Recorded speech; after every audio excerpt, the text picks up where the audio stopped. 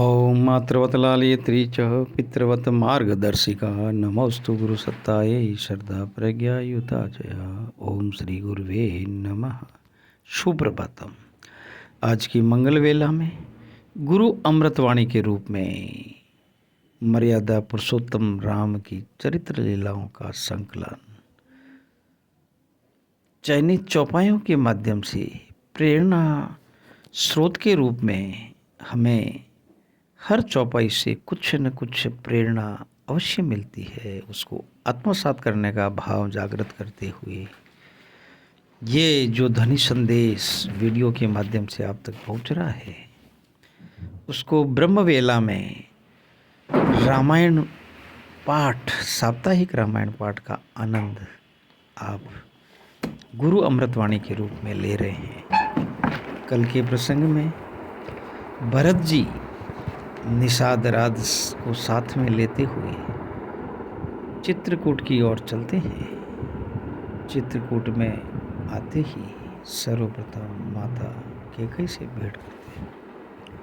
प्रथम राम बेटे कैकेयी, सरल स्वभाव भगति मति भेही। अर्थात सबसे पहले राम जी कैकेयी से मिले और अपने सरल स्वभाव तथा भक्ति से उसकी बुद्धि को सरोबार कर दिया।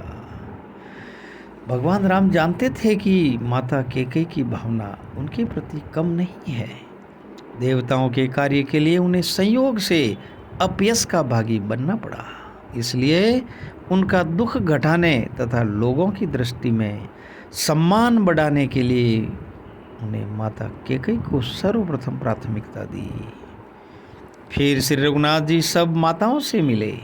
उन्होंने सबको समझा बुझाकर संतोष कराया कि माता जगत ईश्वर के अधीन है, किसी को भी दोष देना नहीं चाहते।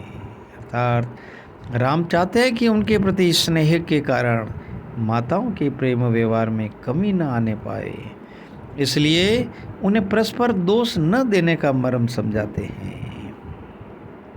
अयोध्यापुरी के पुरुष और स्त्री सभी प्रेम में अत्यंत मग्न हो रहे हैं। उनके दिन पल के समान बीतने लगे। जहाँ मन रम जाता है वहाँ समय बीतने का पता ही नहीं चलता।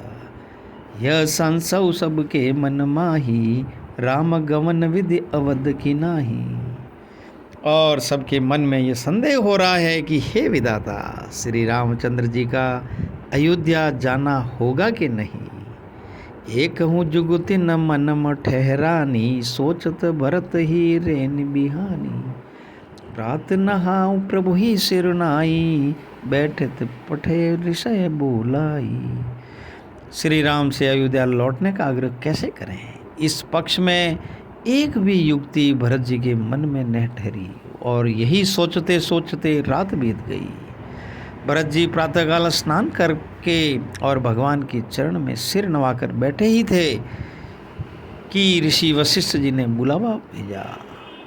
बोले मुनिवर समय सुजाना, सुनऊ सभासद भरत सुजाना। श्रेष्ठ मुनि वशिष्ठ जी समय के अनुसार वचन बोले, हे सभासदों, हे सुयोग्य भरत, सुनो।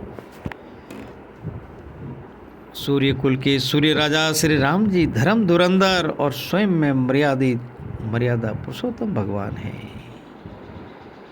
भगवान धर्म का मर्म समझते हैं तथा उसकी स्थापना के लिए ही आते हैं, इसलिए उन्हें धर्म धुरीन कहा है। मर्यादा पालना के लिए उन्हें किसी दूसरे के दबाव की आवश्यकता नहीं पड़ती, इसलिए स्ववश है।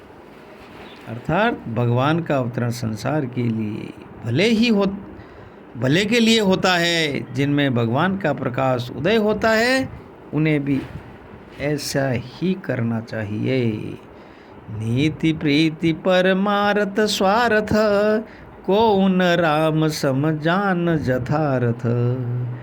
नीति प्रेम परमार्थ और स्वार्थ का सच्चा रूप भगवान राम के समान कोई और नहीं जानता।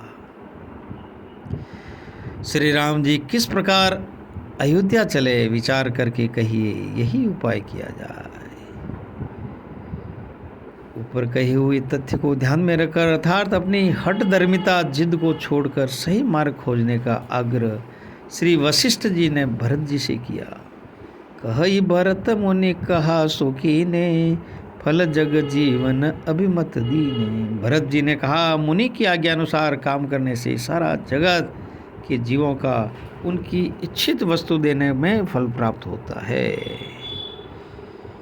श्री भरत जी जनहित में बड़े से बड़ा त्याग करने को तैयार है। ऐसे व्यक्ति जिस समाज में हो वहाँ स्वर्ग निवास करेगा ही। मुनि वशिष्ठ जी के मन को भरत जी बहुत अच्छे लगे और वे समाज सहित भगवान श्री राम के पास आए।